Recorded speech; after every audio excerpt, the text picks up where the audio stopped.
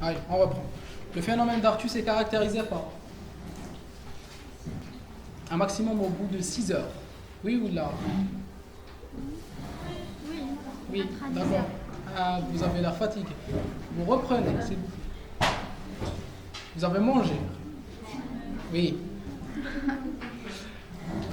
Aspect de nécrose hémorragique. Est-ce qu'elle a non. C'est sûr. On va voir. Infiltrat PNN avec des lésions artériolaires. Oui. Oui, voilà. Transfert possible par des anticorps des classes IgG ou IgM. C'est celui-là. Eh, Complément.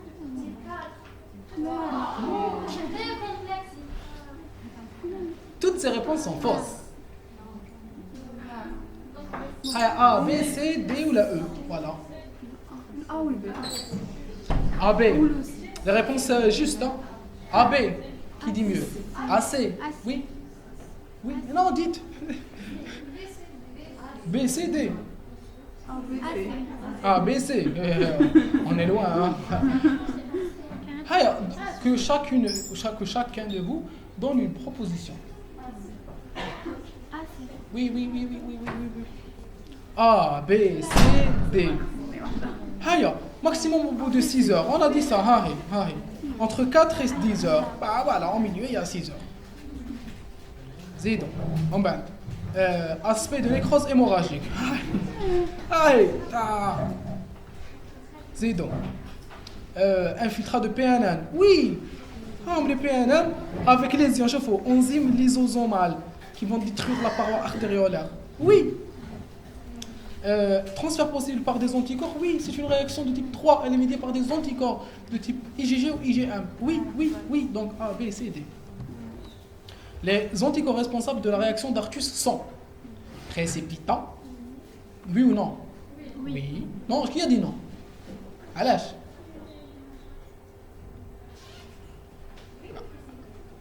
Il précipite in situ.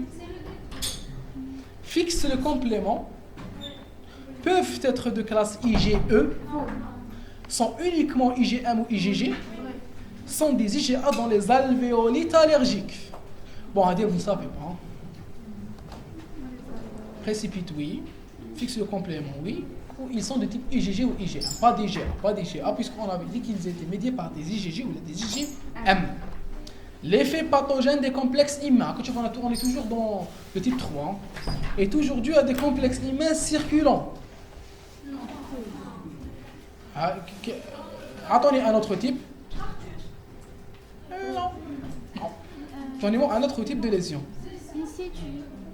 Le phénomène d'Artus, c'est un exemple de ces pathologies.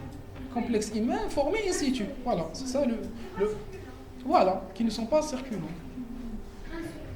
Est un mécanisme important dans les glomérulonéphrite lupiques. Le lupus, est-ce que c'est important ou pas? Oui. Est un mécanisme important dans les anémies hémolytiques du lupus. Raya. Sûr, Nadia. Vous ne risquerez pas. Toutes ces réponses sont justes, toutes ces réponses sont fausses. A, B. B. Qulna est toujours dû à des complexes immuns circulants. Pas toujours. Vous avez dit comme le phénomène d'Artus. Au cours du phénomène d'Artus. Est-ce que j'ai des complexes circulants? Non, j'ai des anticorps circulants. Oui, mais j'ai pas dit. D'accord. Vous reprenez très rapidement votre place. Les anémies hémolytiques. On avait dit que les anémies hémolytiques, on ne les considérait pas à complexe comorbides. On ne les considérait pas comme médiés par des complexes immuns. Attention, c'est des réactions de type 2, pas de type 3.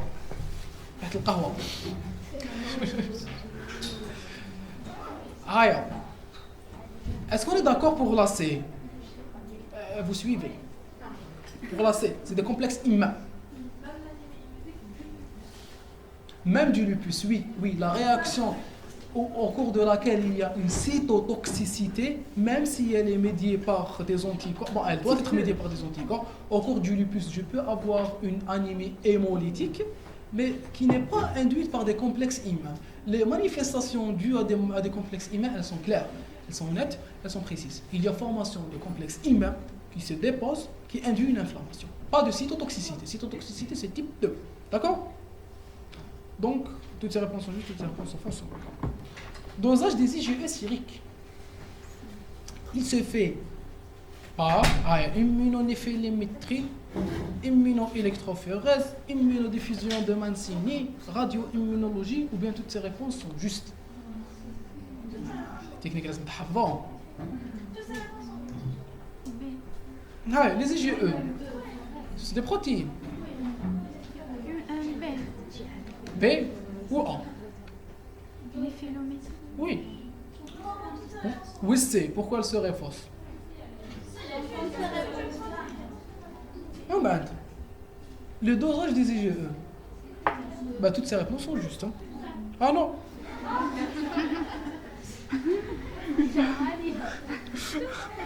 Ah, si, il faut les connaître. Ah, pourquoi toutes ces réponses ne sont pas justes? On a le dosage, donc ça doit être une technique quantitative. Yes. L'immunonéphélométrie. Normalement, elle est quantitative. Hein. L'immunoélectrophorèse, c'est faux. Hein. On est d'accord? Non. La radioimmunologie, oui. Pour la néphélométrie, je vais voir. Hein. J'ai oublié. On va vérifier. Oh, les techniques, vous devez les apprendre. Comme un tableau, vous l'apprenez. C'est facile. Bon, moi, je les ai oubliés. Allez. Précipitation, voilà. Disons, mais chez Hnaïa, je vous fais le cours de hypersensibilité de type 1. Les IgE.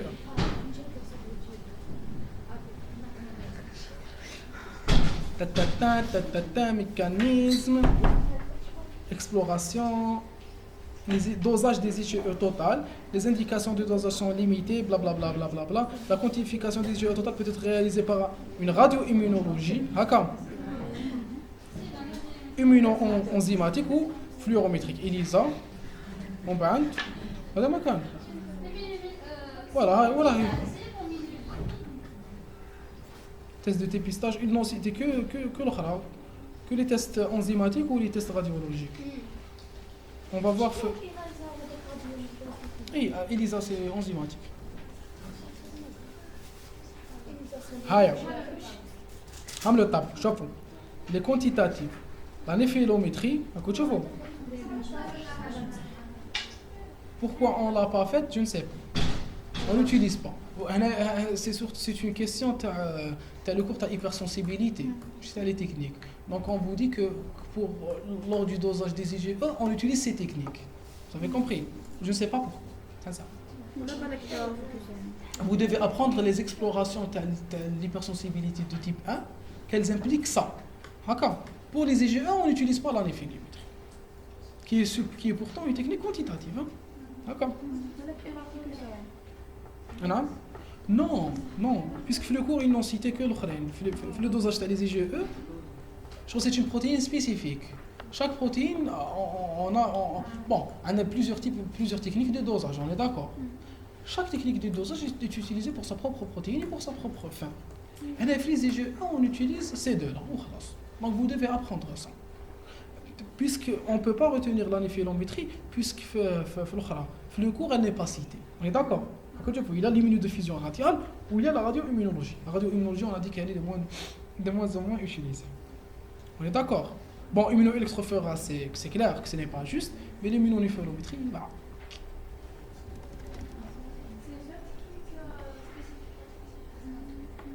Elles sont tous spécifiques. Si elles sont quantitatives ou qualitatives. Oui, les IgE totaux, oui. Non, pour les IgE totaux, on utilise ces techniques de dosage. Pour les IgE spécifiques, c'est autre chose. On utilise des antigènes qui leur sont spécifiques. Les tests cutanés et les... Je vois qu'est-ce qu'ils ont cité.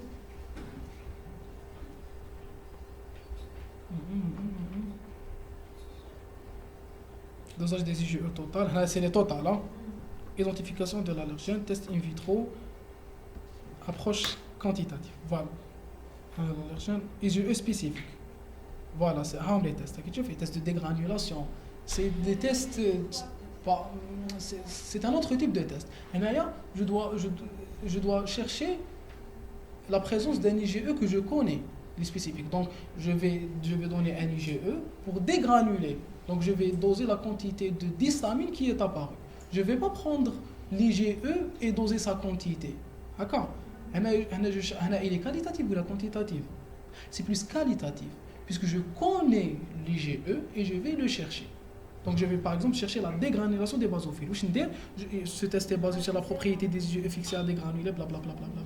Résultat exprimé en index de dégranulation, le rapport par rapport à un essai témoin sans allergène. C'est-à-dire que j'ai un IgE que je connais, d'accord, et je vais voir du sérum du malade et je vais voir s'il a la capacité de dégranuler des basophiles ou il a des mastocytes.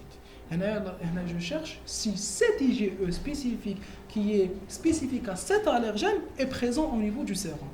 Je mets du sérum et je vois s'il y a des granulations. S'il y a des granulations, c'est-à-dire qu'il est présent. S'il n'y a pas de granulations, c'est-à-dire qu'il est absent.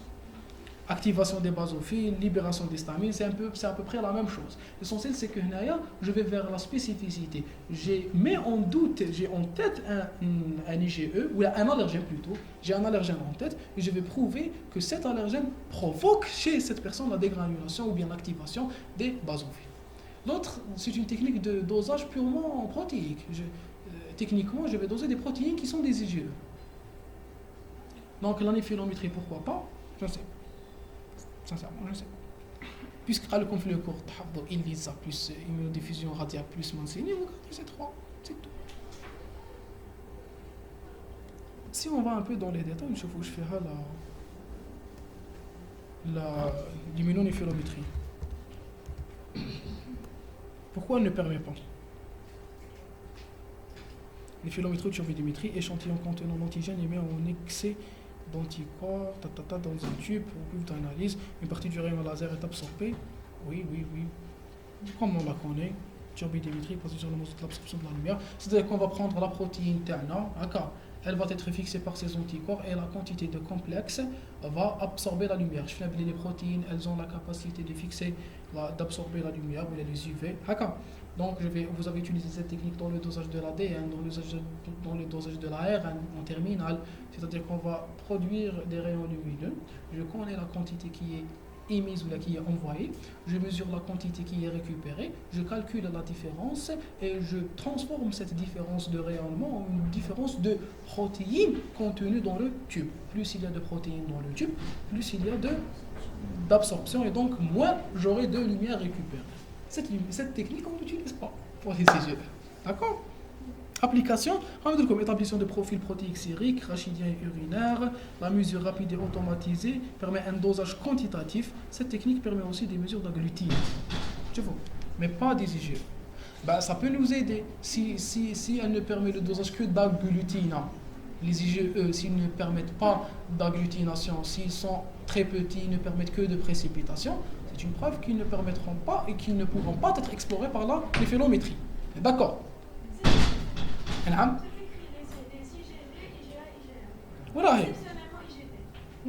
les immunoglobulines GAM exceptionnellement IgD impliqués dans l'immunité humorale. Voilà. Et انا نسيت هذا الشيء عندكم في الكور طبيبه ماشي صعب. عندكم déjà c'est quelque chose que vous devez connaître. J'ai oublié ça.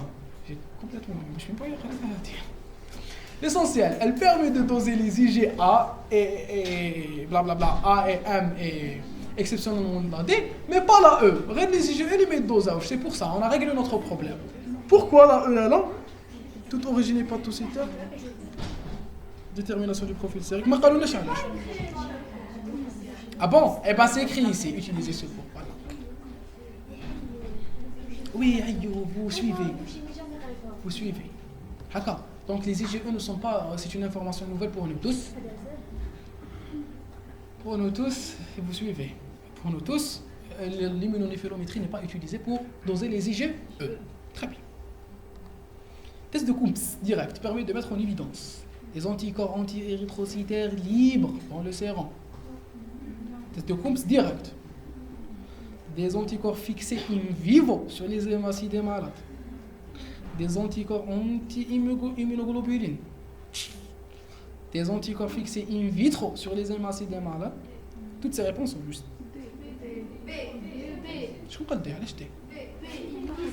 Direct, hein. Allez, je dis. B. Qui a dit D, s'il vous plaît? Allez. On va chercher les anticorps qui se sont fixés sur les globules rouges. Avec plein direct, c'est nous qui les avons fixés. La direct, on a récupéré du sang du fœtus à partir du cordon ombilical pour voir si les anticorps de la maman se sont fixés. Se sont fixés, on a fixé tant. C'était in vivo. C'était in vivo.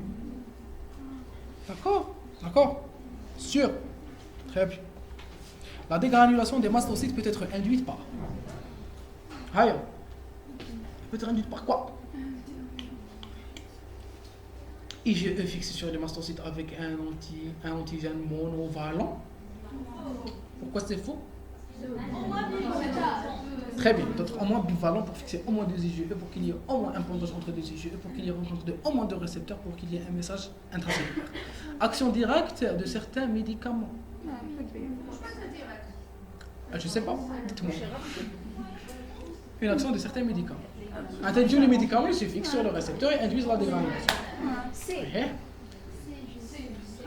C'est la toxine C3, ça a été, oui, merci.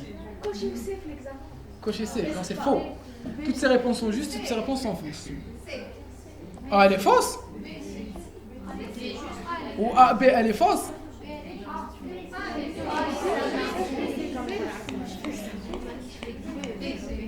B, C.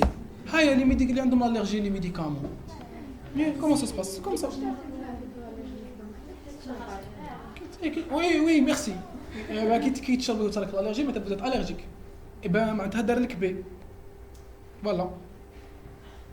On est d'accord? Personne d'entre vous n'est allergique à un médicament.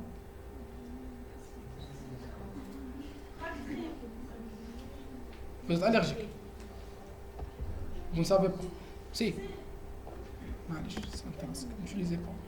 L'activation de la dégranulation des cellules est induite par les allergènes qui vont provoquer un bondage, blablabla, des IgE, on a tout vu, spécifiques qui sont fixés aux récepteurs de ces cellules. La dégranulation peut être également induite par la substance P, les anaphylotoxines C3A et C5A. La réaction de Waller-Ross. Je suis tout là. Sensible. Ah, mais la réponse est une réaction d'agglutination. Mais c'est démagglutination. Très bien. Ça, le cas qu'on a comme de latex ou hémagglutination, ça aurait été faux. Une réaction d'émagglutination est une réaction d'agglutination. Très bien.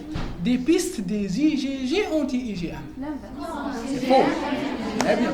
Elle est spécifique de la polyarthrite rhumatoïde. Allez, je vois. Non. Mais très bien, tu allais dire la polyarthrite. On peut l'utiliser pour la polyarthrite rhumatoïde, mais on peut l'utiliser ailleurs. Hein. Est plus souvent positive dans la réaction de latex dans le polyarthrite rhumatoïde. Est plus souvent positive que la réaction de latex. Faux. Elle est plus sensible ou elle est plus spécifique? Haya, elle est plus positive elle est plus positive ou la Non, vu que du latex, c'est là. Il faut chercher qui est la plus sensible et qui est la plus spécifique. Qui est plus positif, la plus spécifique ou la plus sensible? La plus sensible. La plus sensible. ça fait juste la plus sensible. Non, la plus sensible aurait dit faux. Haya, c'est vrai ou la قولوا لي est-ce que D on la coche ou pas? On la coche pas. On la coche et qui علاش voilà. La réaction de Waller-Ross, qu'est-ce qu'elle utilise? Elle utilise des globules rouges. Elle est plus sensible ou plus spécifique? Plus sensible, donc elle sera plus positive ou la moins positive? Donc elle sera plus positive. Oui. Oui. Non, mais chérie, non. Elle est plus sensible, donc elle sera plus positive. Toutes ces réponses sont justes. Le A. est une réaction d'agglutination. Est une réaction d'agglutination, oui, d'accord. D'épaisse des IgG anti-IgM, non. Et spécifique de la polyarthrite, non. Et plus souvent positive que la réaction de latex dans le PR. La différence, c'est que dans le deuxième cas, on est titré. Et plus souvent positive que la réaction de latex. Non. Elles ont la même positivité. Ou une autre, elle est Hadia, oui. Hadia, elle est plus sensible. Elle est plus positive, mais عندها هاي قالوا la phrase مليحة. هنايا. Est-ce que je peux avoir fait la réaction qui qu'on dit la polyarthrite rhumatoïde. Est-ce que je peux avoir des faux positifs? Est-ce que قالوا لي QCM مليحة est plus souvent positif que la réaction ما يطيحلكمش QCM كيما هكا بصح يقدر يطيح في التست. Non, je suis à la série verte. Et plus souvent, quand je suis à la série verte, ça est plus souvent positif que la réaction de latex dans le PR. Le PR, essayez de comprendre, c'est un peu profond. Le PR, est-ce que je peux avoir des faux positifs? Non, parce qu'il est atteint de polyarthrite rhumatoïde. J'aurais eu des faux positifs, le cas ما كانش مريض ويقول لي راهو مريض. Est-ce que vous me suivez? La réaction de Wallerose, elle est plus sensible. Donc elle me donne plus de positivité. Mais d'accord. Donc elle a plus de chances de me donner des faux positifs. Mais ça fait le cas. Est-ce que je peux avoir des faux positifs? Non. Parce que عنده la maladie. Donc le risque d'avoir des faux positifs est nul. Est-ce que c'est clair? Je ne risque pas d'avoir des faux positifs parce qu'il est déjà malade. Elle me confirme. Mais le QCM, c'est que je n'ai pas besoin de la sensibilité. Il est atteint de polyarthrite rhumatoïde. Le cas la plus sensible ou la plus spécifique, ils auront la même sensibilité, puisqu'il est atteint de la maladie. Non, là, il est atteint dans le polyarthrite rhumatoïde. Oui. Il y a un info négatif, puisqu'il est atteint, j'ai un risque de ne pas avoir la maladie. Sauf, elle a un patient atteint de polyarthrite rhumatoïde. عنده les anti-IG, les IgM anti-IgG. Il possède dans son sang. On déroule le test au latex. On déroule le test au latex et le test au, comment ça s'appelle? Wallerose. On déroule les deux. Ils seront tous les deux positifs. Quelle est la différence entre les deux? C'est que le Wallerose, il a plus de chances de donner des faux positifs. Je ne vais pas parler de ce risque puisqu'il est atteint de polyarthrite rhumatoïde.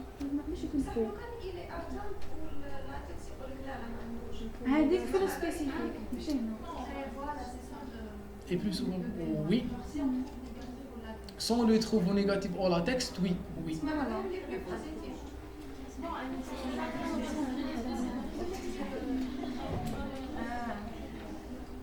Et plus souvent positive. On reprend, s'il vous plaît. On a deux réactions. Une réaction de Wallerose et la réaction au latex. La réaction au latex, elle est plus spécifique. La réaction de Wallerose, elle est plus sensible. Donc normalement, qui m'a dit votre camarade, elle a raison.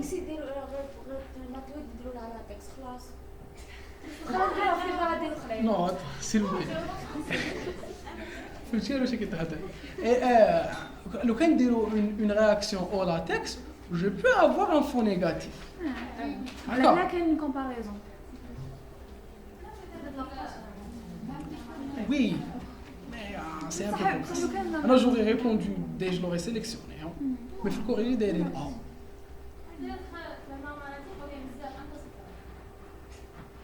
Non, même ça n'élimine pas l'autre, ça n'élimine pas la complémentarité entre les deux techniques et tout. Non. Non. Bon, pour celle-là, on garde A. On garde A en mettant dans nos têtes que l'élimination du risque de faux positif. D'accord. La spécificité, elle élimine le faux négatif. On est d'accord? Mais cela ne veut pas dire qu'elle a plus de risques d'être dans le faux négatif. Attention, un test au latex. Ça, il a moins de chances d'être positif. d'être positif. Mais il a surtout plus de chances de donner des faux négatifs.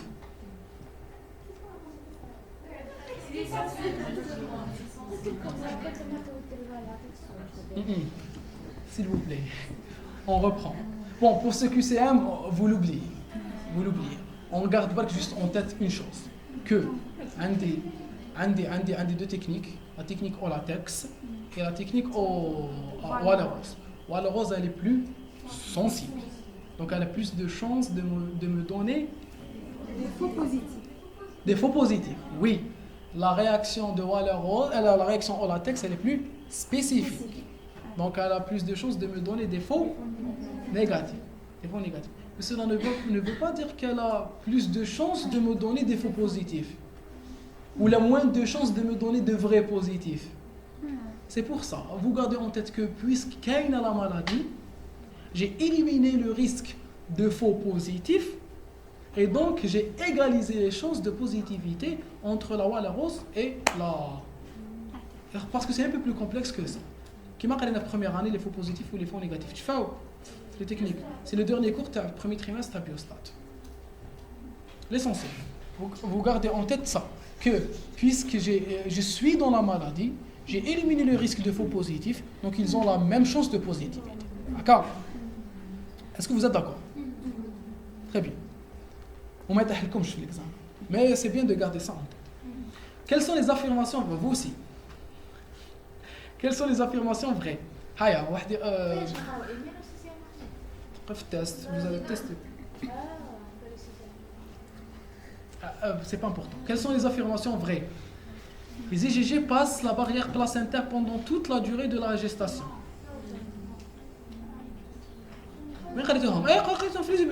Oui. Les IgG ne passent la barrière qu'après la 20e semaine. Les IgM présentent dans le sang du cordon. Bon, c'est ici la réponse à votre question de tout à l'heure. Quand est-ce que les IgG peuvent passer? Le passage des IgG à travers le placenta est un transfert actif. Eh oui, c'est un transfert actif. Le passage des IgG à travers le placenta nécessite des récepteurs au fragment FC. Oui. Je fais le cours, ma cache.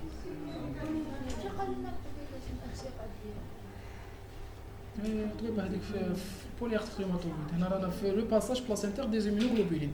Les IgG ne passent pas avant la 20e semaine.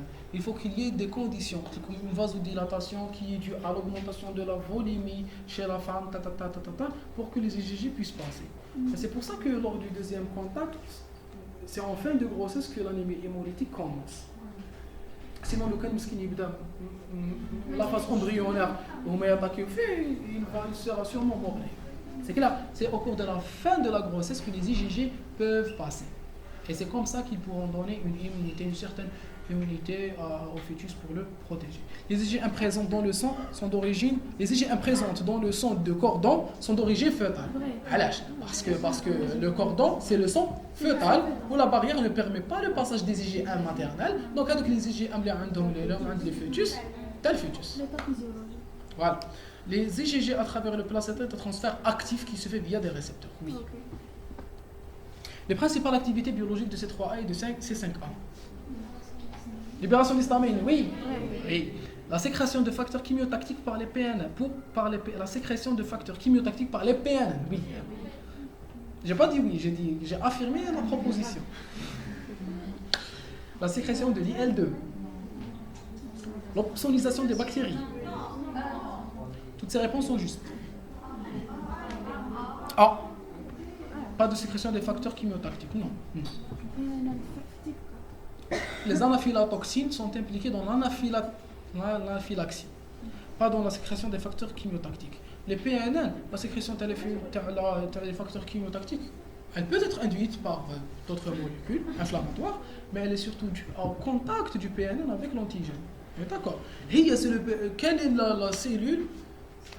La première cellule à être mise en contact avec l'antigène, c'est le PNN. Donc, c'est les modulateurs, c'est eux qui commencent la réaction immunitaire. Donc, je me dis, les anaphylatoxines, il y a les activés. C'est même chose activé. Le rejet suraigu.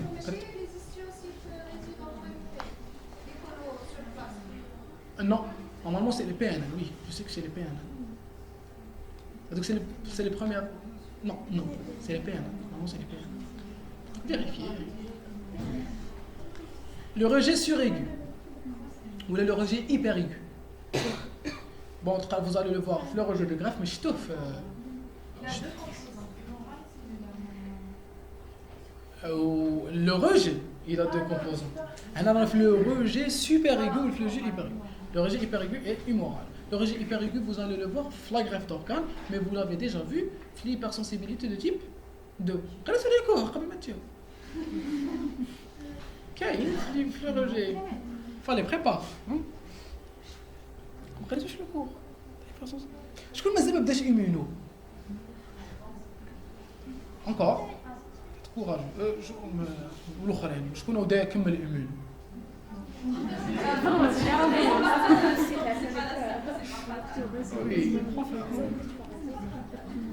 Rien n'est fatal.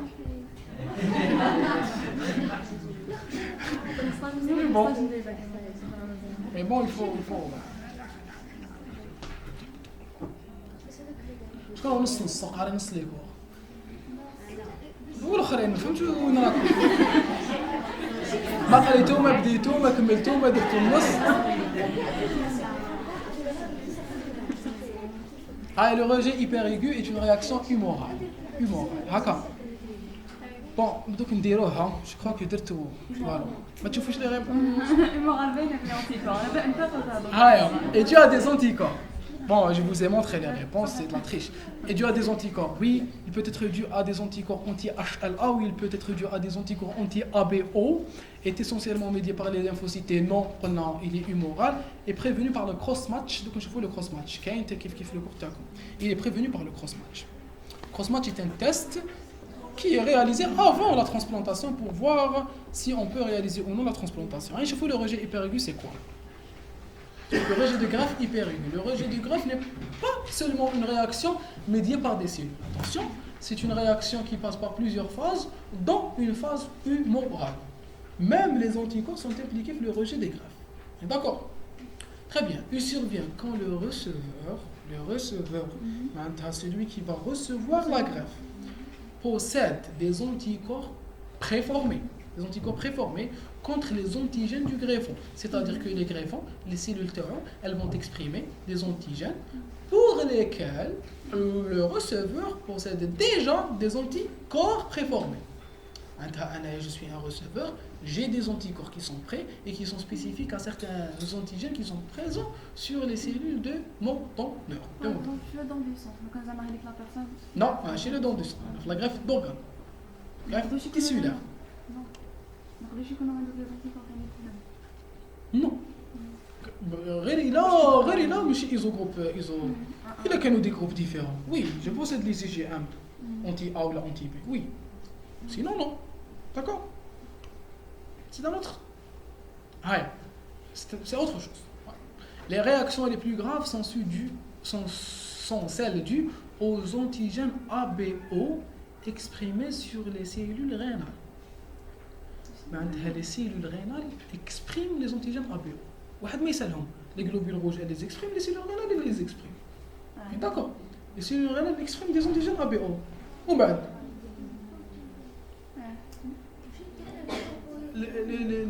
les Américains, ils sont hijab.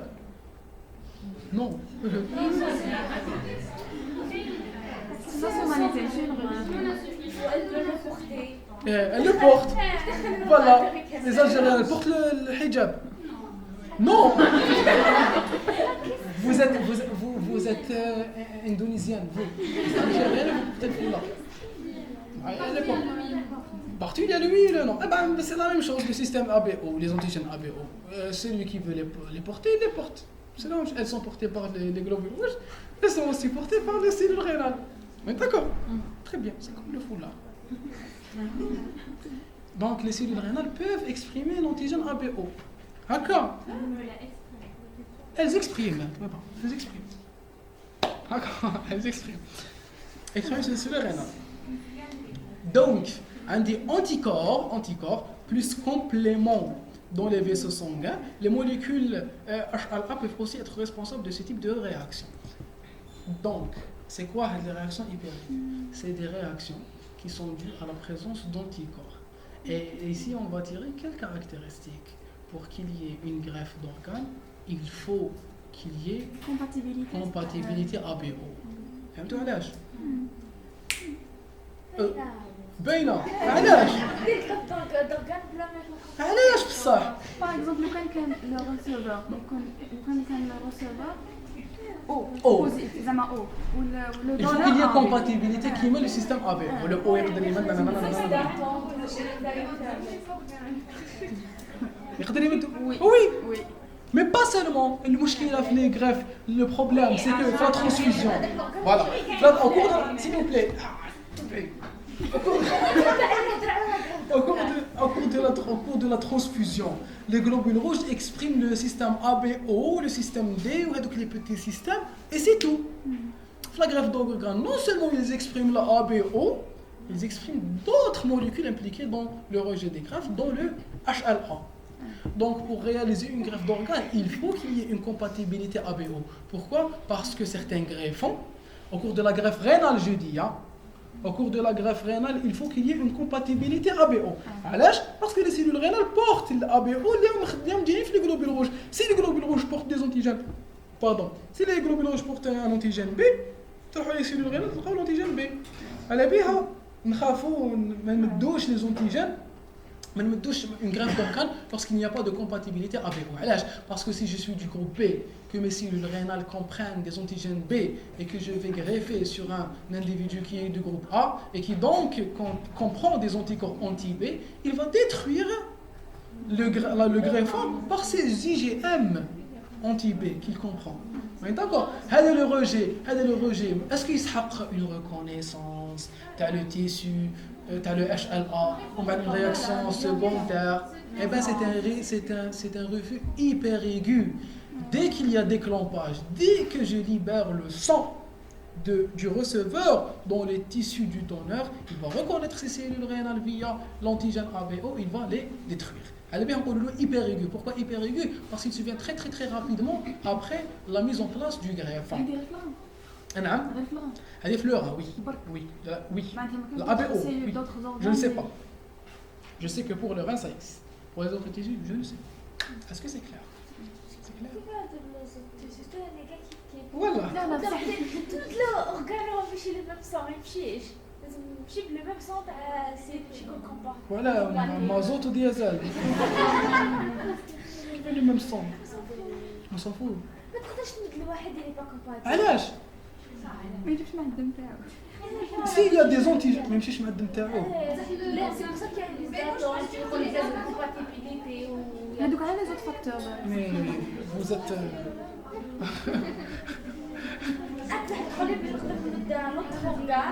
c'est pas compatible. non. Mais on essaie d'expliquer pourquoi ce n'est pas compatible. Ça c'est là tout quand je ne sais pas. La porte ouverte, c'est possible. Oui, bien sûr, quand on ne sait pas une chose, on dit qu'on ne sait pas. Je ne sais pas.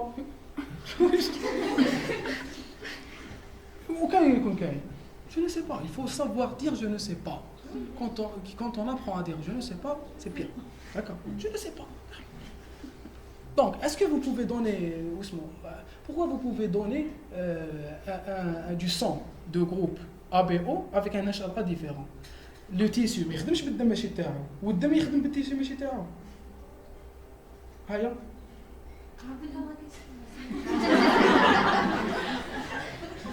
La transfusion. Est-ce qu'elle nécessite une compatibilité HLA?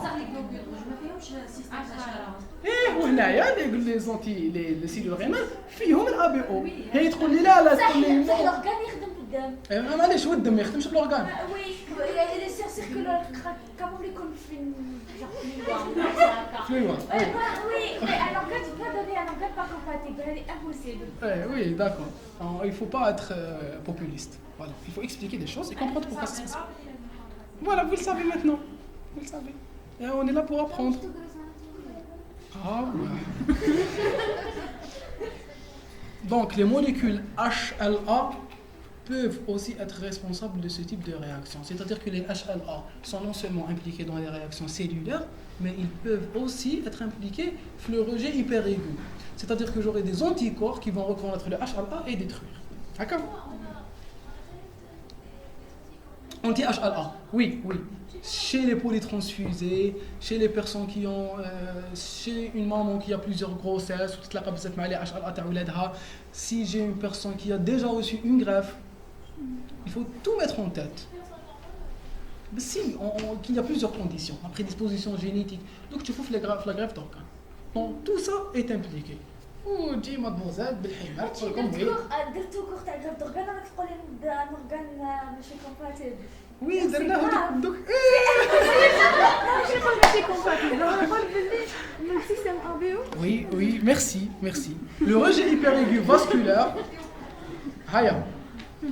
le rejet hyperaigu vasculaire se manifeste dans les premières minutes ou heures qui survient le rétablissement de continuité vasculaire, déclampage. Dès qu'on libère le sang, c'est un rejet à médiation principalement humorale.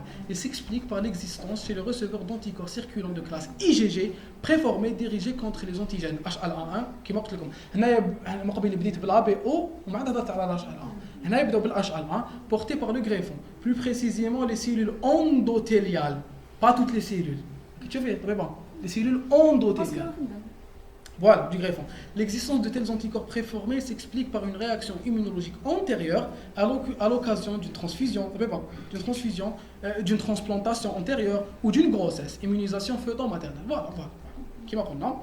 Ce rejet est initié par la fixation d'anticorps anti-HLA du récepteur sur les cellules endothéliales vasculaires du greffon.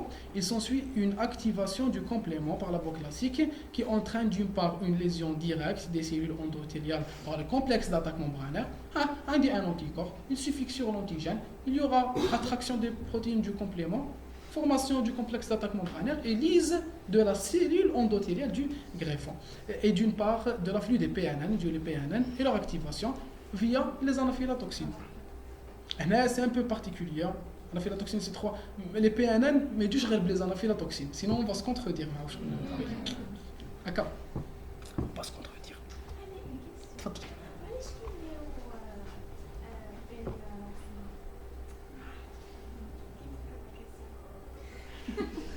D'accord. Les PNN activés vont libérer des enzymes lysosomiales qui lisent les cellules endothéliales. Les cellules endothéliales lisent et sécrètent des facteurs de coagulation, blablabla, c'est important. L'agrégation, il y aura une thrombose. La cellule endothéliale, elle recouvre les faces sous-endothéliales ou le sous-endothélium quand il est mis en contact avec les plaquettes, il y aura une activation des plaquettes. L'activation des plaquettes fera en sorte qu'il y aura une libération des facteurs procoagulants dans la thromboxane. Les facteurs procoagulants vont attirer d'autres plaquettes, il y aura activation de l'hémostase primaire puis de l'hémostase secondaire, activation de la voie de coagulation. Coagulation, formation de thrombose, obstruction des vaisseaux. L'obstruction des vaisseaux va faire en sorte qu'il y ait une ischémie de greffon. Le greffon, il monte par nécrose, par ischémie, puis nécrose. D'accord. Donc, parmi les facteurs de destruction du greffon, il y aura une activation de la coagulation. L'activation de la coagulation va activer la formation de thrombus. Les thrombus vont obstruer les vaisseaux sanguins de ce greffon, surtout les capillaires. D'accord. Très bien. Ce phénomène a pour conséquence une thrombose des vaisseaux irriguant le greffon, ce qui conduit à une nécrose ischémique du greffon. Les anticorps naturels de type IgM, dirigés contre les antigènes du groupe sanguin ABO, peuvent également être responsables d'un rejet hyperaigu ou lacéraigu. Le rejet hyperaigu n'est pas un accident fréquent. D'accord.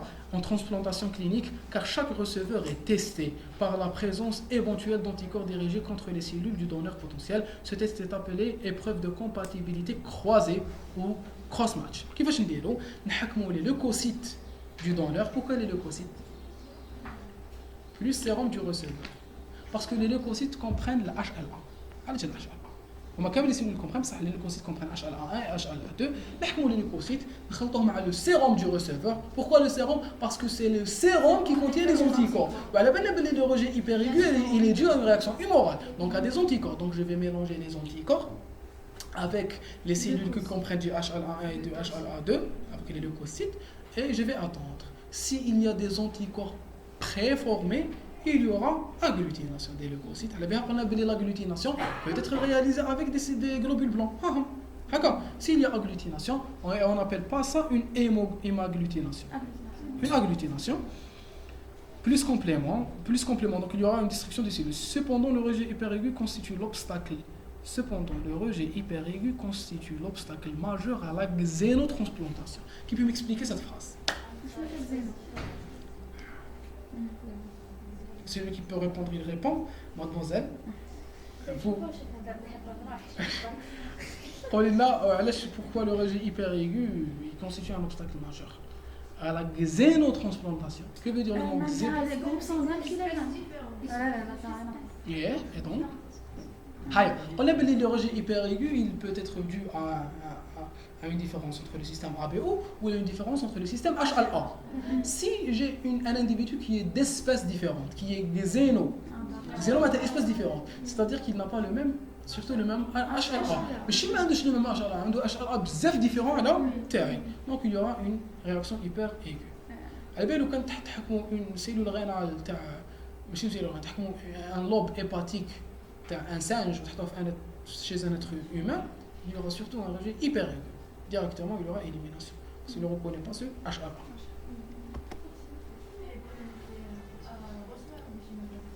نعم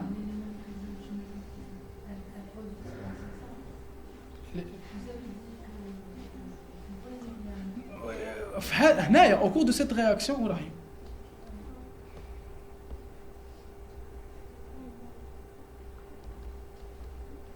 le PNN, sécrétion les principales activités biologiques, les sécrétions des facteurs chimiotactiques par les PNN.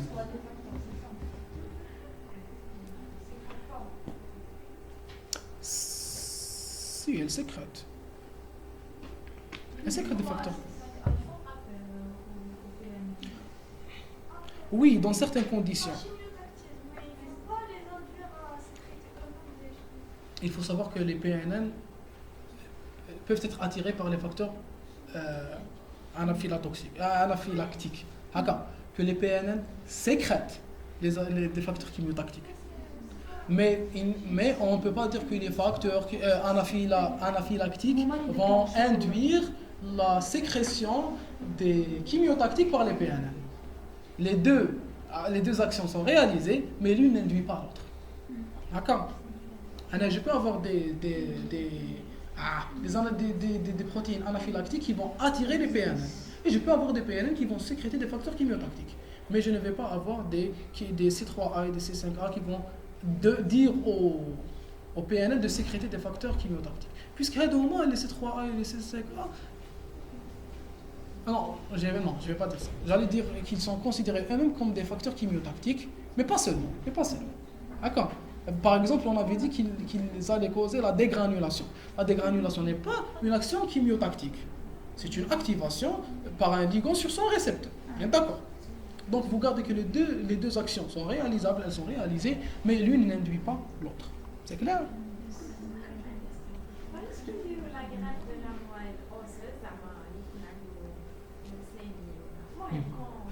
Oui.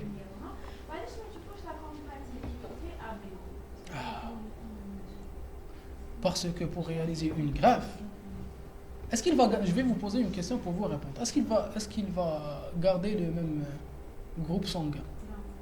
Et madame. Comment ça se passe la greffe de moelle osseuse? J'ai une greffe j'ai une moelle qui est détruite, qui est cancérigène, qui est incompatible avec la vie. Je vais la détruire. Je vais provoquer une aplasie médulaire chez cet individu. Je vais lui provoquer je vais le mettre sous chimiothérapie pour détruire toute sa greffe. D'accord. Les hématologues disent que le principe de la greffe de moelle osseuse, c'est d'enlever pas le gazon, c'est d'enlever la terre et le gazon. Donc je vais lui injecter. Comme que ça la greffe de moelle osseuse. C'est une transfusion. C'est une transfusion. Oui, c'est une transfusion. On a des cellules. Donc les cellules elles vont migrer vers l'endroit. C'est des cellules souches. C'est des cellules souches hématologiques. Donc je vais lui donner des cellules souches. Donc les cellules souches elles vont lui donner le groupe les habbo, le. D'accord. Mais je ne sais pas quelles sont les conditions. واش ندير له حتى فريجيدير نحطها Il y a des conditions. كيفاش يعيشوا كيفاش يفوا les transporter كيفاش يفوا les conserver وقتاش لازم نمدوهم وقتاش. C'est comme ça. Et le patient ماشي emprisonné, isolés parce que la phase elle est très décisive et très dangereuse. Parce qu'on a plasé médulaire et qu'on en déficit. Bon, c'est pas la... Après l'enregistrement, je vais vous parler d'un cas. D'accord. Est-ce que c'est clair? Quelles sont les bactéries qui engendrent une réaction d'hypersensibilité retardée? Ils ont cité quelques-unes les cours théoriques. Serratia, Leptospira, Brucella, Mycobacterium. Oui, surtout. Mais pas seulement. Brucellose aussi donne une réaction. Donc, tu vois, l'hystéria aussi. Donc, l'histoplasmose aussi. Comment ça s'appelle? Comme ils donnent des réactions granulomateuses. Ou sinon, l'autre. Oui, la lèpre. Les griffes de chat, je ne sais pas.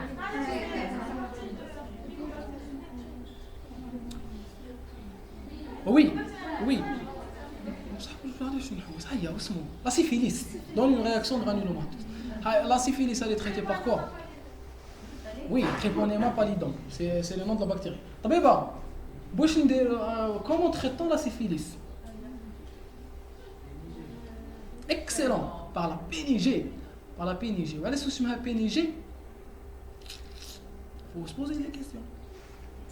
Pénicilline, tu comprends la pénicilline? La pénicilline, où j'ai une jet?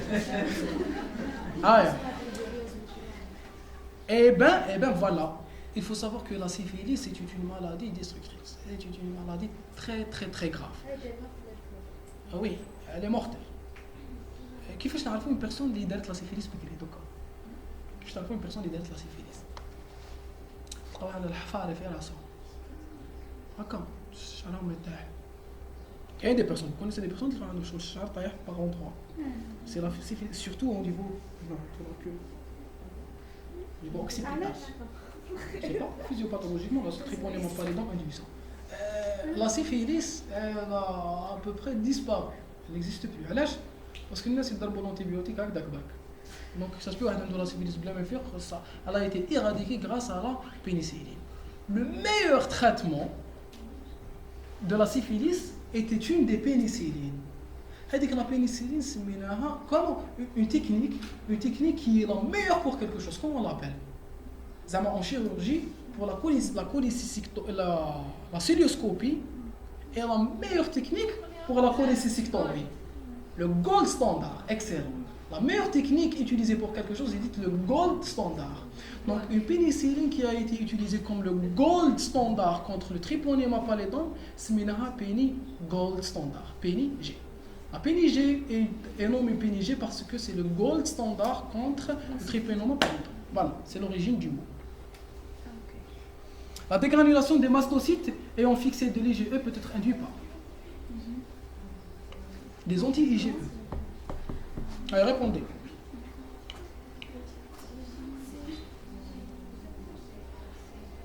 C, bark. CD. La codéine là.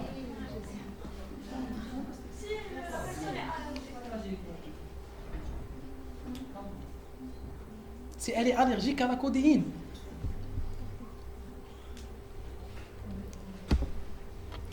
Les anti-IgE, pourquoi pas? Ils peuvent fixer deux IgE, un sur son récepteur, un sur son... Ça, quelle est la condition? Les limites fixables, le frein. Très bien, il faut qu'il se fixe la fonction variable. Même sur le fragment FC, je ne sais pas. L'essentiel, c'est qu'il doit se fixer sur deux IgE par deux paratomes et induire la réaction. C'est juste. La codéine aussi. La codéine, pas en tant que médicament induisant une allergie. Je crois spécialement certains médicaments. Bon, la codéine, pour la connaître, C'est un antalgique à faible action centrale, blablabla. Son action augmente quand on l'associe au paracétamol. Le paracétamol codéiné. Vous savez, c'est TP. Voilà. L'association de paracétamol et de phosphate de codéine possède une activité antalgique supérieure à celle des composants pris isolément, avec un effet plus prolongé, blablabla. Donc, certaines recherches ont montré que les opiacés, voilà, que les opiacés, dont opiacés, mais opium. Opium, c'est le arabe? Le fion. Très bien, le fion.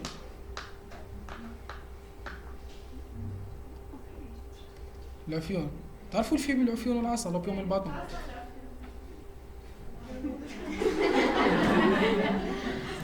l'opium الباطن العفيون والعسل pourquoi ce film s'appelle comme ça شفتوه شكون شافوه انا ما شفتوش كومبلي كتاب تاع من ولد معمر ماشي اسمه نسيت اسكو مولد معمر ولا بن هدوكا l'essentiel il a été tourné comme film mais chez Ben Heddoga je ne sais pas Ben Heddoga vous le connaissez c'est celui qui a créé le vent du sud bon c'est pas important si c'est important quand même وعلاش اسمه العصا والعفيون voilà شكون شاف الفيلم حتى انا ما شفتوش انا يتوري فيه سيد علي كبيرات الله يرحمه شكون بصح c'est un film de guerre بصح pourquoi il s'appelle العفيون والعصا essayez de deviner. Il faut que vous développiez une intelligence sociale, une intelligence culturelle. Est-ce que vous pouvez me dire à quoi ça sert l'opium? Oui. Oui. Si on apprend à réfléchir, c'est très bien. Un film qui raconte la guerre d'Algérie contre la France, qui était une force coloniale, et qui s'appelle l'opium et le bâton. L'opium et le bâton.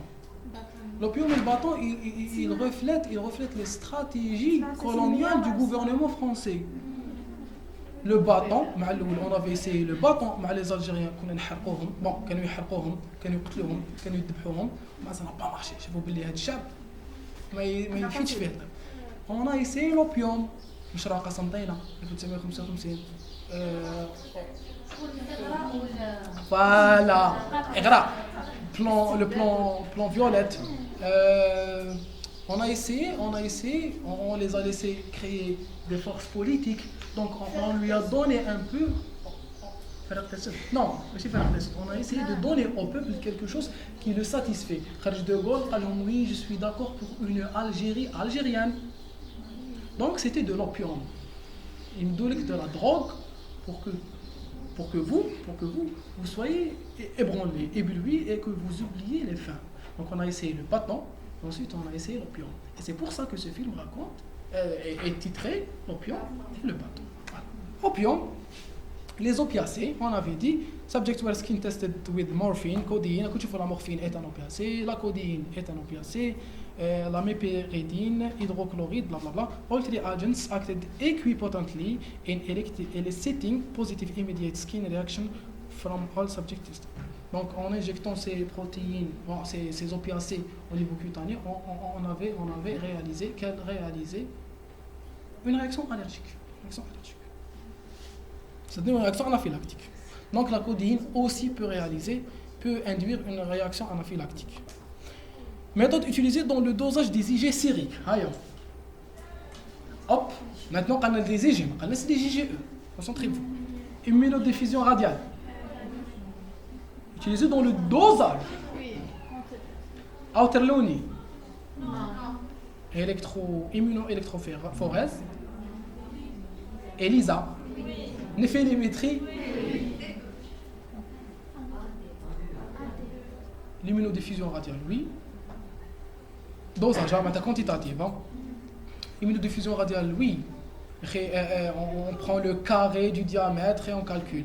Non. Oui. Outerloni, non, parce qu'elle est qualitative. Immunoélectrophorèse. Classe et sous-classe, donc pas l'immunoélectrophorèse.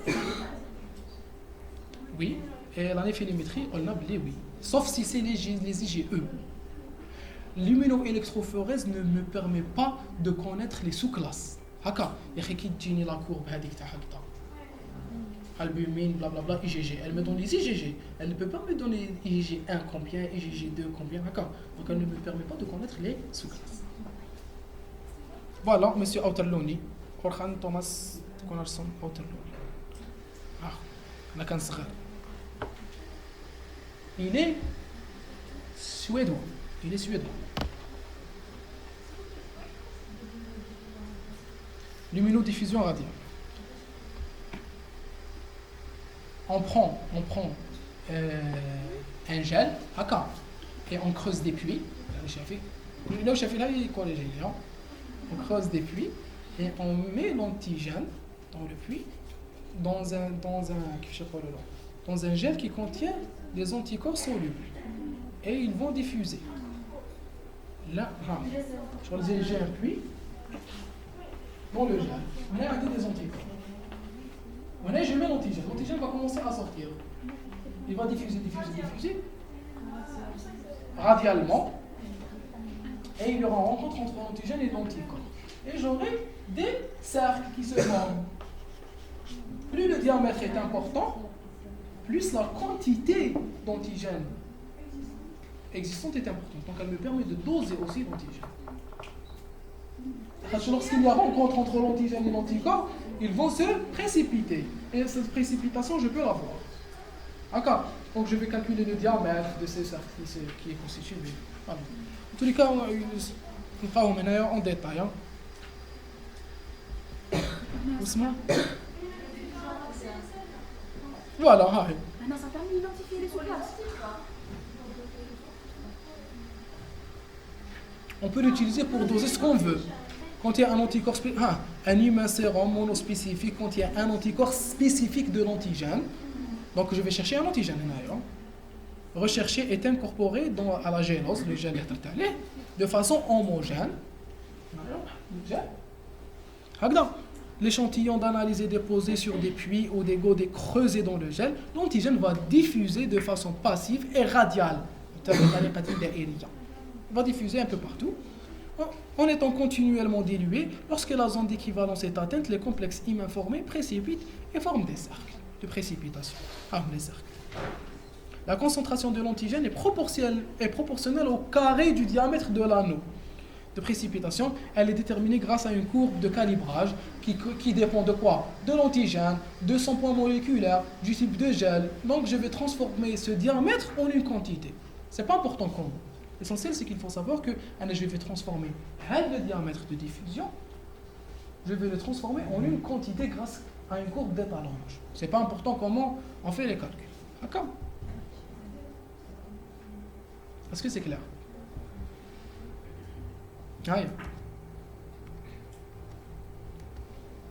C'est bon. La commutation de classe. La commutation de classe, on doit en parler parce que tout le premier cours avec les interactions cellulaires. La commutation de classe est le terme de réarrangement associant. Donnez-moi une réponse.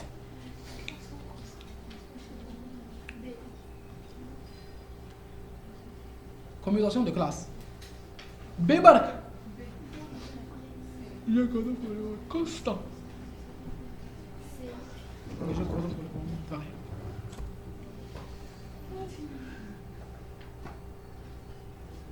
Des gènes codants pour des domaines variables différents avec un même gène de la partie constante.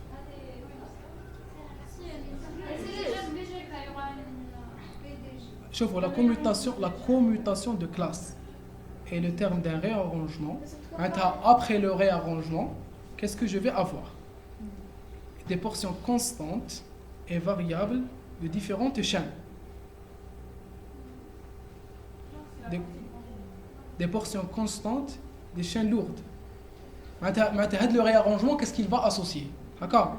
Les questions, elles sont un peu... Des gènes codants pour les domaines constants différents avec des gènes d'une même séquence variable. Des gènes codants pour des domaines variables différents avec un même gène de la partie constante. Déjà, qu'est-ce qu'il faut chercher? La réponse juste ou la réponse fausse?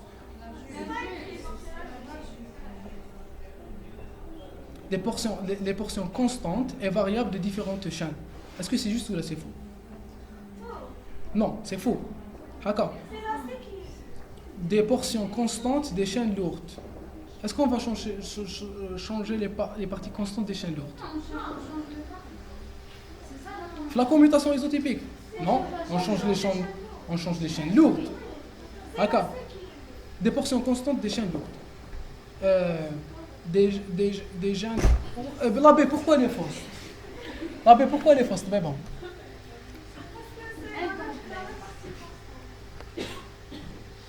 Des gènes codant pour des domaines, des gènes codant pour les domaines constants, différents, avec les gènes d'une même séquence variable. La C, elle paraît juste. Des gènes codant pour des domaines variables différents, avec un même gène de la partie constante. Aya. Non. Non. Aya, essayez de répondre. Là, elle est juste à la réponse. Oui. C'est la réponse juste. La commutation de classe, c'est la commutation isotypique. Très bien. Donc je vais changer le type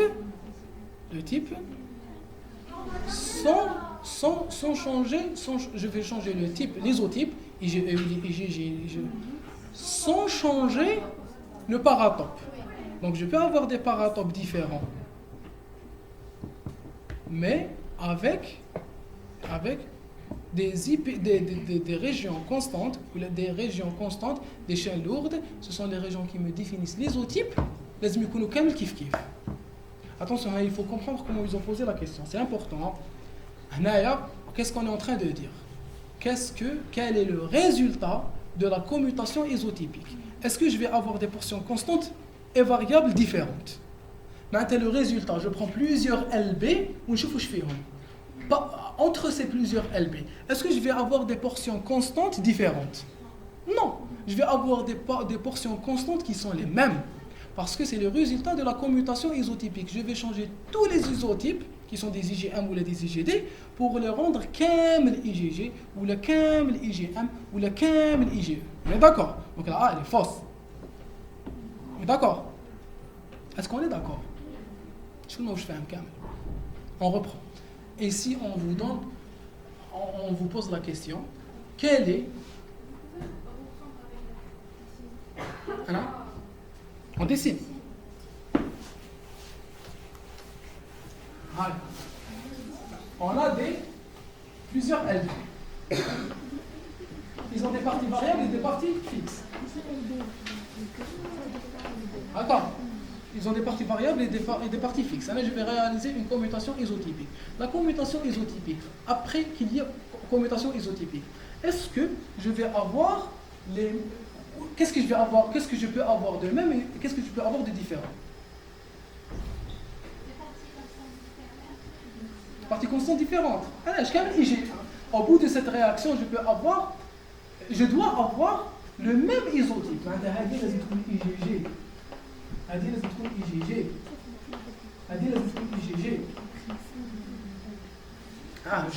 Je vais aborder la chose autrement. Quel est le but de la commutation isotypique? Je vous pose la question, quel est le but de la commutation isotypique? C'est d'avoir le même isotype au niveau de tous les LB spécifiques à cet antigène. On est d'accord? Avoir le même isotype induit quoi? Avoir la même partie constante des chaînes lourdes. On est d'accord? On est d'accord? On est d'accord? Où je compte? On reprend. S'il vous plaît, suivez, c'est important. On peut vous poser la question de la sorte. Quel est le but de la commutation isotypique? C'est d'avoir le même isotype dans toutes les cellules LB, dans toutes les souches qui sont spécifiques à un antigène qui a induit cette réponse immunitaire. On est d'accord? Mais ça, le même antigène, d'accord. Mais ça ne machine les mêmes chaînes légères. Non, je suis désolé, non, mais c'est la même partie variable, il a quand même la même partie variable. Alors, je vais les permutations somatiques. Des permutations somatiques parce que Hadi a une certaine affinité, je dois avoir la même affinité et cette affinité doit être importante. Mais je sais qu'après une deuxième réaction, j'ai deux réactions. Après un deuxième contact, j'ai deux réactions. J'ai la commutation isotypique et l'hypermutation somatique. L'hypermutation somatique agit au niveau des parties variables. La commutation isotypique agit au niveau des régions fixes. La commutation isotypique, elle fait en sorte que tous les isotypes soient un même isotype. Donc je vais avoir la même partie fixe, la même partie constante. L'hypermutation de classe, elle va prendre les souches impliquées et elle va leur donner la même affinité. Comment? En changeant les parties variables. Est-ce qu'on est d'accord? Donc supposons que la commutation isotypique sera قبل l'hypermutation somatique. Quel est le résultat de ce réarrangement? Je vais avoir des isotypes qui sont les mêmes, mais des chaînes légères qui sont différentes d'une cellule à l'autre puisqu'elles n'ont pas la même affinité. Donc quel est le résultat de la commutation isotypique? Il vous demande, il vous questionne, il vous interroge sur la commutation isotypique sans qu'il y ait hypermutation somatique. Je vais avoir des chaînes lourdes qui sont les mêmes, mais des chaînes légères qui sont différentes. Est-ce que c'est clair? Donc des portions constantes et variables différentes, non. Des portions constantes des chaînes lourdes. Elle est incomplète de la réponse. Hein. Des portions constantes des chaînes lourdes, les immeubles qui sont les mêmes ou les qui sont différentes. D'accord? Si c'était qui sont identiques, je dirais oui, je cocherais B. C'est des gènes codant pour les domaines constants différents.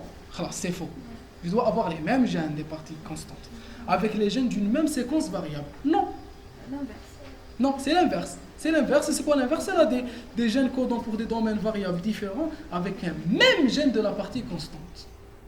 Et au bout de la deuxième réaction, après commutation isotypique et hypermutation somatique, je vais avoir des gènes codant pour des domaines variables identiques avec le même gène de la partie constante. C'est-à-dire que je vais avoir les mêmes gènes pour les parties différentes et pour les parties variables et le même gène pour les parties constantes. Est-ce que c'est clair? Là, il vous interroge sur l'importance ou le rôle de la commutation isotypique. Le rôle de la commutation isotypique seul, c'est le changement de classe, pas le changement de l'affinité. Est-ce que c'est clair? Éléments ayant potentiellement la plus grande valeur diagnostique devant un accident présumé allergique. Présumé avec E accent. C'est pas bien les fautes d'orthographe. C'est pas moi qui ai écrit ça. Qui est copié. هيا الشاطرين تاع مقبل تاع الصباح وانتو شحال عندكم اللي بانت هيا بالحمل vous répondez à ce QCM.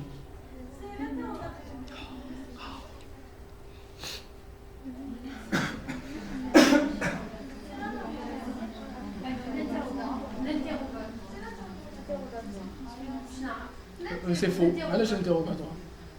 تخلي le dosage des IgE تسكيطايا تروحي انت الا خلط عليك لي باسيون غير قلت لي خرطوا بزاف حكيت كاع حياته وحده.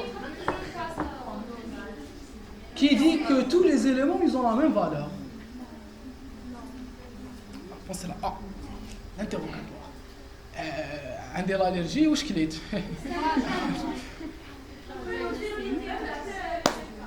D'accord, il faut passer par l'interrogatoire. C'est test cutané. C'est test de transformation lymphoplastique? Non.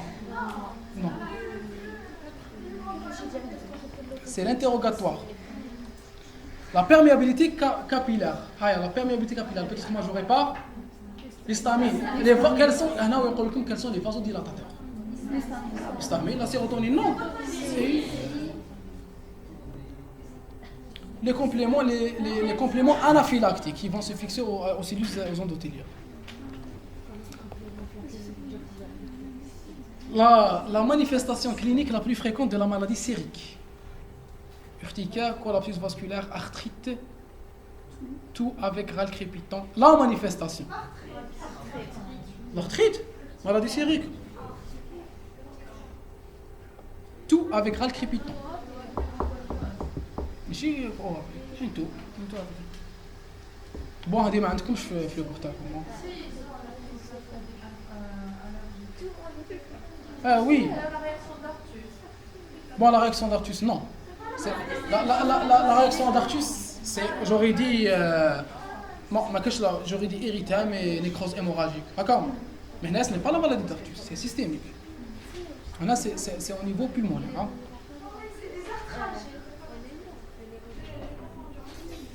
l'arthrite dans des arthrales. Un plasmocyte, attention, prenons la réaction pulmonaire. Un plasmocyte ne sécrète que des IgG d'un. Ah, donc il fait la question de le plasmocyte, je vous demande, mais bon. Je ne peux pas répondre.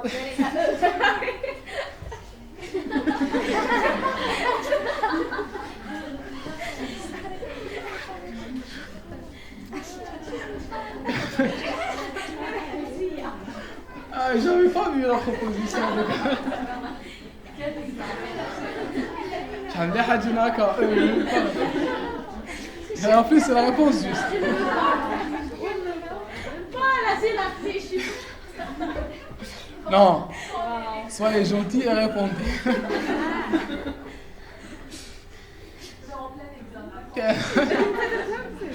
Oui.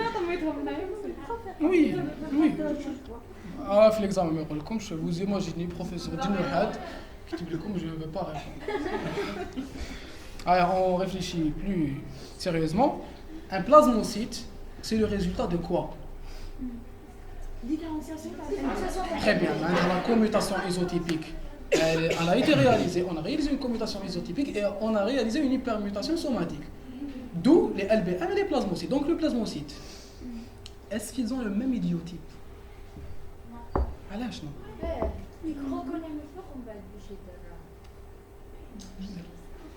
Ah, vrai ou pas?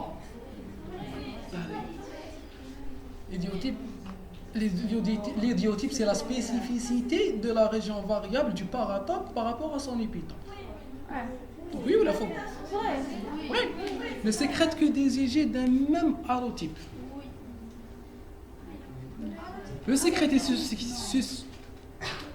d'un même allotype. Vrai ou la faux? Où est-ce que tu es? Bécaille. Bécaille ne peut pas sécréter des AG tabelhimer. Belhimer ne peut pas sécréter ta bécaille. Donc ce n'est pas donc c'est juste, elle ne peut pas sécréter ne sécrète que des c'est juste, je crois que c'est faux. Ah, c'est juste. Quand c'est faux? Ah oui, la C peut sécréter successivement deux isotypes différents. Toutes ces réponses sont fausses. Je ne veux pas répondre. Ah oui. C'est quelle réponse?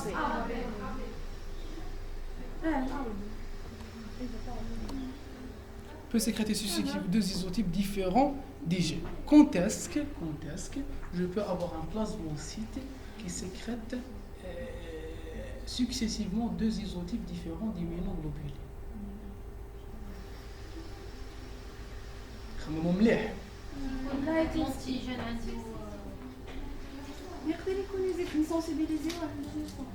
Oui.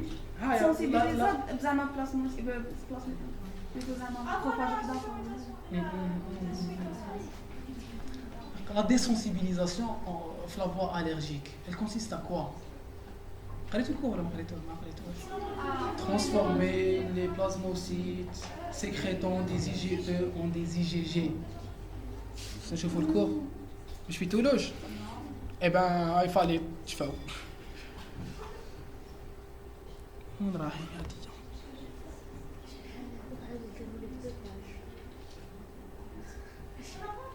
Si.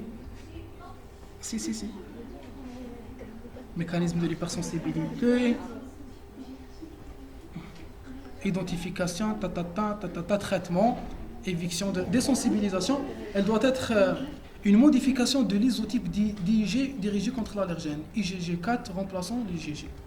La désensibilisation consiste à administrer d'abord une faible dose, puis des doses croissantes de l'allergène jusqu'à une dose d'entretien, dans le but de quoi? De provoquer une modification de l'isotype. Voilà. Une modification. Je sais comment. Par osmose, par répétition, avec la boîte H2, je vais la modifier. Elle va sécréter pas des IgE et des IgG. Elle va transformer sa réaction en une réaction banale. Dites-vous que la cellule, c'est plus facile pour elle, ou c'est plus courant pour elle de sécréter des IgG que de sécréter des IgE. Tellement la réaction, c'est une façon de comprendre. La réaction, elle va sécréter des IgG comme اعتادت ان تفعل. ما تبدش des IgE qui sont spécifiques. comme si elle va en avoir marre de sécréter des IgE, elle va revenir à l'état habituel et sécréter des IgG. Donc la gravité va diminuer. Elle va disparaître la réaction avec les IgE. C'est la désensibilisation. Est-ce que c'est clair? Le principe de la désensibilisation, c'est de transformer la voie TH2. On a une voie TH2 qui va induire la réaction chaque fois.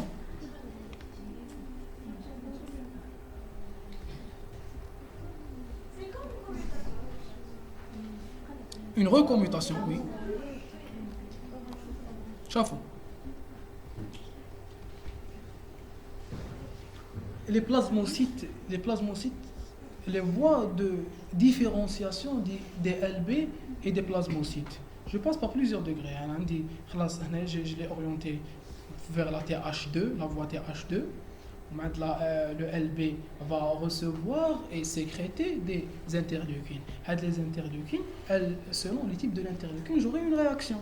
Je peux avoir des plasmocytes qui sécrètent des IgG1 et des IgG3, ce sont les plus communs. Donc, moi, les IgG qui attaquent les antigènes plasmatiques. Je peux avoir des plasmocytes qui sécrètent des IgA, ce sont surtout les plasmocytes tissulaires, au niveau des muqueuses. D'accord. IgE et IgG4, c'est au niveau de certaines réactions. Quelles réactions? Pour ça, qu'on a des IgE. Les IgE ne sont pas impliqués seulement dans les réactions allergiques. Les réactions antiparasitaires, très bien, j'ai des IgE. Quand tu oublies le type de plasmocytes qui sécrètent les IgE, ce sont les types de plasmocytes qui sécrètent les IgG4. Donc là, je vais les orienter vers les IgG4. D'accord? Mais je vais vers les IgG1, vers ces mêmes anticorps qui sont censés sécréter par les mêmes. Donc je ne vais pas changer la voie. Je ne vais pas lui redonner d'autres interleukines. Je vais la laisser fonctionner naturellement. Ou sinon, je vais lui redonner le même allergène jusqu'à ce qu'elle change de méthode et qu'elle ne puisse plus. Elle sait, la cellule sait que cette IgE va induire une dégranulation ou elle doit encore fabriquer de l'histamine. C'est un grand travail pour elle. Donc il faut savoir que l'organisme, il a la capacité de s'habituer, il a la capacité de reconnaître et de s'adapter. C'est-à-dire que la capacité d'adaptation, bon, l'antigène, mais il n'est pas si dangereux que ça. Donc je ne vais pas sécréter des IgE, je vais donner des IgG4. C'est clair? Par ne plus, très bien, voilà, ne plus être sensibilisé. Bravo. Aïe. Les plasmocytes B portent des récepteurs pour. Et تحت لكم premier trimestre, oui. Tellement dans tension. Virus d'Epstein-Barr. Un antigène. Un antigène, oui ou là, non. Virus d'Epstein-Barr. Fragment FC. Non.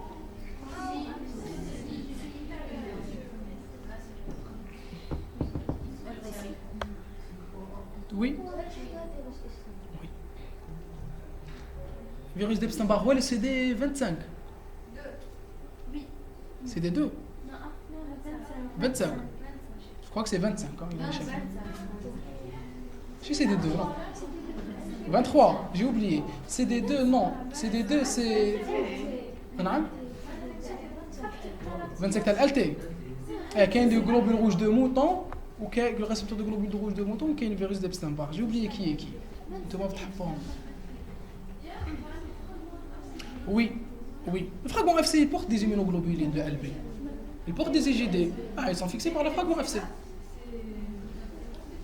Oui, il est fixé sur le fragment FC. Oui, et il a des epsilon R2. On a les LB présentent des récepteurs de DGE de faible affinité. D'accord. C'est des récepteurs de fragments FC. Pour détecter les anticorps, un anticorps sérique spécifique à un antigène, on utilise quelle réaction? Un anticorps sérique spécifique. Pour détecter. Est-ce que c'est qualitatif ou là c'est quantitatif? Qualitatif, très bien. Une réaction d'agglutination passive.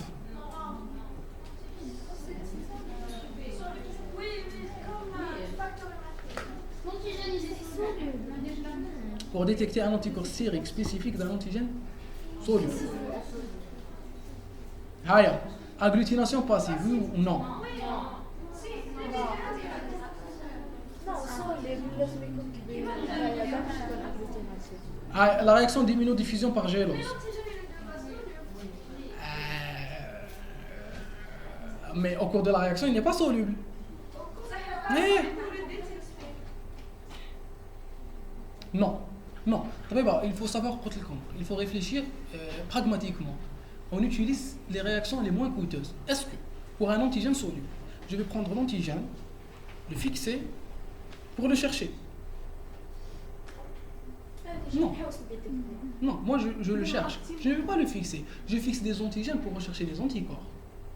Ah, là, c'est le cas. Non, non, il parle au cours de la réaction. Je ne sais pas, je ne crois pas qu'il est sélectionné. Ah si, il a sélectionné. Une réaction d'agglutination passive, je n'aurais pas coché. Par exemple, le bêta-HCG. Moi, je vais détecter le bêta-HCG. On est d'accord?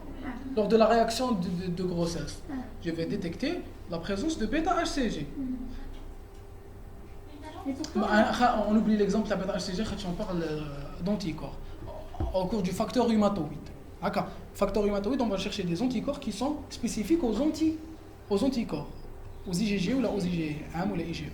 Très bien, on va utiliser des anticorps, des anti-IgG, des anti-IgG. C'est-à-dire que mon but est de prouver la présence dans les sérums du facteur rhumatoïde qui est un IgM, qui est un anticorps. On est d'accord? Donc je vais utiliser des anticorps que je vais fixer. Mais les anticorps ils sont normalement solubles, mais je vais les fixer, d'accord, pour rechercher un anticorps soluble, un anticorps sérique. Bon, alors j'aurais pas coché personnellement. Oui, mais justement, lors de la compréhension de la question, on peut la comprendre différemment. C'est pour ça quand je fais des QCM, je préfère utiliser des QCM corrigés type. D'accord? C'est celui qui a donné le QCM, il a la réponse. Et on peut parfois comprendre différemment les choses. J'étais avec un ami, ما تفهمناش الصباح تفهمناش على QCM, on répond هكذا يا ناس قلت له on répond هكذا قال لي لا on répond هكذا يا اخي ومن بعد قلت له لا on répond هكذا ومن قبل l'examen il m'a envoyé un message قال لي non on répond هكذا و je suis sûr طاحت قلت bon il a cherché quand j'ai coché comme lui corrigé type ni تاعي ni تاعو ça m'a pourtant j'étais sûr. Bref, donc il faut essayer de comprendre. Des fois c'est pas évident, j'aurais pas conçu, mais bon, puisque le corrigetif dit comme ça, votre camarade a réussi à établir une compréhension, elle est d'accord avec celui qui corrige, bah, tant mieux pour elle. Tant mieux pour elle. Une réaction d'immunodiffusion, on est d'accord. La réaction de fixation du complément, oui. Une réaction... Oui, là c'est la détection, donc c'est qualitatif. Donc même la fixation du complément, si je veux réaliser une hémolyse, si c'est fixé sur des globules rouges, je peux activer le complément. D'accord? Anam? Oui, justement, c'est ce que j'avais dit. Dans la technique, il est fixé. Mais c'était un anticorps soluble. Ouais, il est considéré ici comme un antigène. L'antigène est un anticorps soluble. D'accord?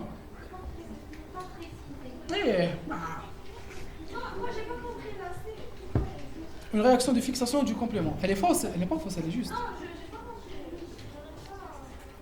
Si c'est une réaction que je mets en évidence par la fixation du complément. Je peux mettre en évidence une réaction par la fixation du complément. Si je prends cet antigène soluble, je le fixe sur un globule rouge et j'attends la destruction du globule rouge. Donc il y aura fixation de l'anticorps de l'antigène sur son anticorps. La fixation de l'anticorps, qui peut me donner un exemple? Qui me connaît de le cross-match? Le cross-match, qu'est-ce que j'ajoute? J'ajoute sérum plus complément. Pourquoi j'ajoute sérum plus complément? Parce que le cross-match la réaction, c'est une lyse cellulaire. La lyse cellulaire, elle est médiée par le complément. Et le complément, c'est un indicateur de la présence. Au lieu d'avoir une agglutination, la fixation de l'anticorps sur l'antigène ne va pas induire une agglutination. Elle va induire une lyse cellulaire.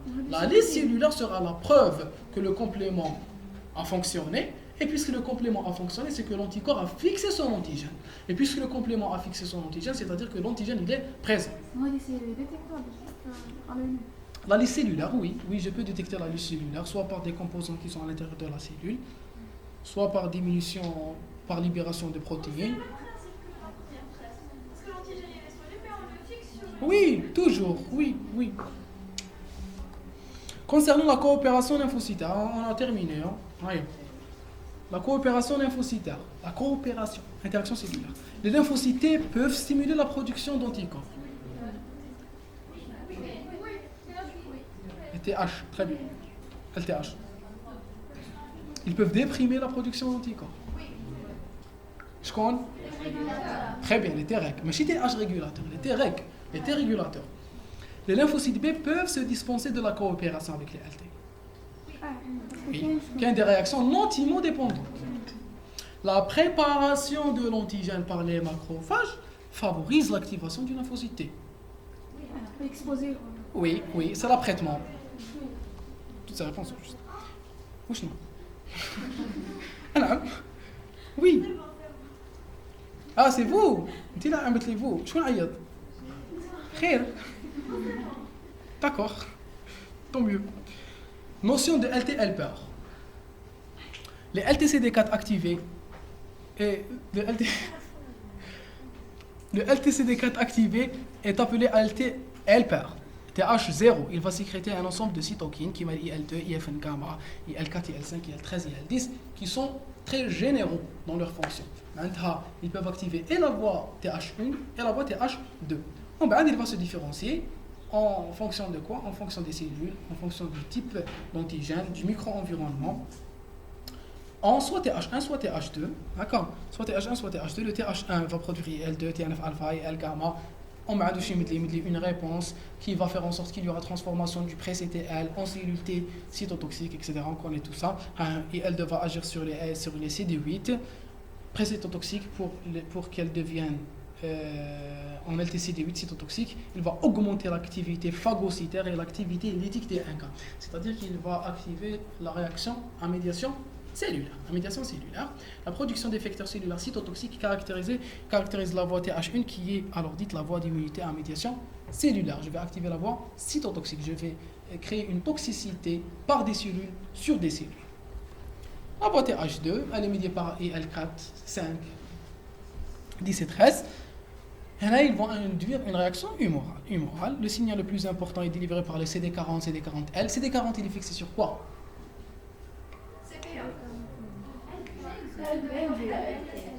Oui. La coopération entre le LB et le LT, il est fixé par le LB. Ou CD40L sur le LT.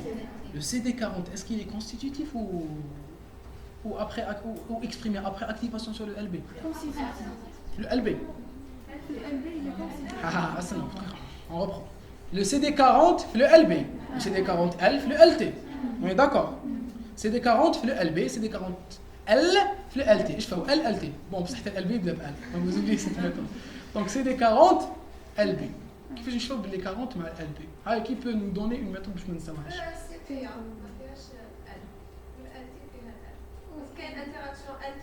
Ah non, c'est beaucoup trop loin. ما لازم نشوفوا باللي le LB يمشي مع CPA. Oui.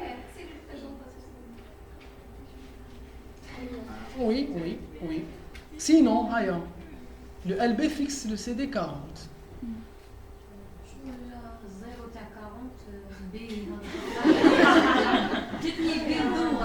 Oui.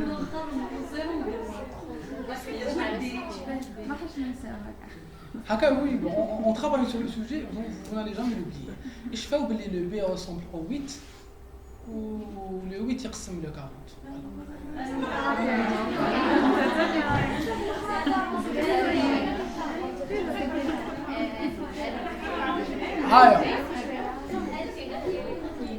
Elle t'est compliquée.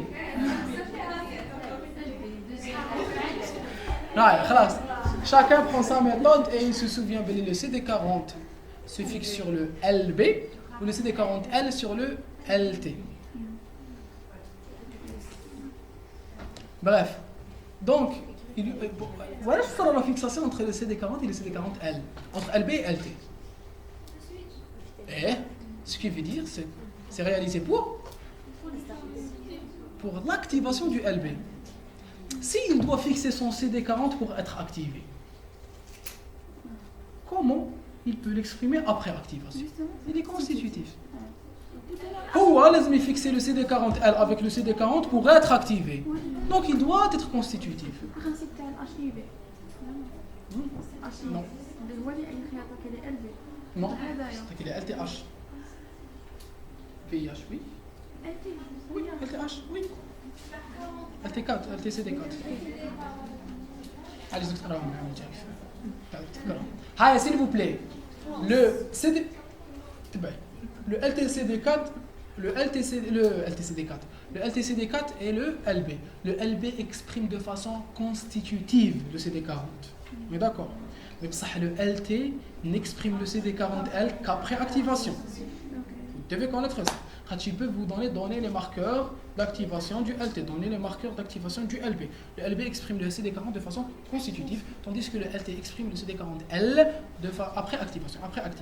Très bien, le CD40 est aussi présent au niveau des CPA, des cellules dendritiques par exemple.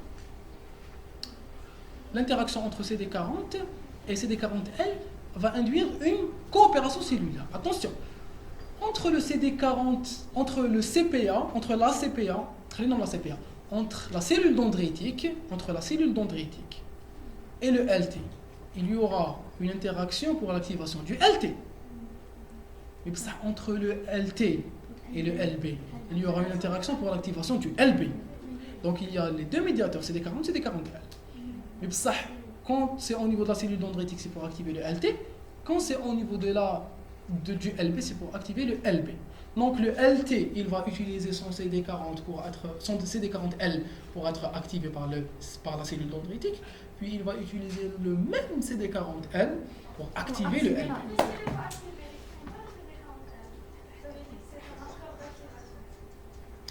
Non, c'est un marqueur d'activation, mais pas d'entraide. L'activation du LT, c'est quoi? L'interaction de la CPA. Attention, c'est très important ce qu'elle vient de dire. Elle m'a dit, le CD40L n'est exprimé qu'après activation du LT. Attention, le CD40L, quand je parle d'activation, ce n'est pas l'activation du LTH en tant que cellule pour qu'elle devienne de LTH0, LTH2. Quand elle change de LTH0 à LTH2, elle exprime, c'est là l'activation du LTH. Elle exprime donc le CD40L. Mais après avoir le CD40L, elle va aller vers vers la cellule dendritique qui va lui présenter un antigène qui est spécifique au LB. Pourquoi? Pour que le TH4 puisse aller aider le LB. Donc le LT activé va reconnaître l'antigène du LB pour pouvoir activer le LB, et c'est ça la réaction thymodépendante. Ce n'est pas une activation du LTH en tant que cellule immunocompétente. Le LT4 il est activé, il est immunocompétent, il a eu ses récepteurs, il a exprimé son CD40L, le CD40L a réagi avec le CD40 de la cellule dendritique, il a reconnu l'antigène qui est spécifique au LB que je vais activer, il va utiliser ce CD40L pour se fixer au CD40 du LB pour que le LB puisse être activé. L'activation du LB va induire une commutation isotypique, une hypermutation d'affinité et une hypermutation somatique. Il va s'épanouir et il va pouvoir libérer des anticorps, se transformer en LBM et en plasmocytes et libérer les anticorps et réaliser la fonction immunitaire. Est-ce que c'est clair?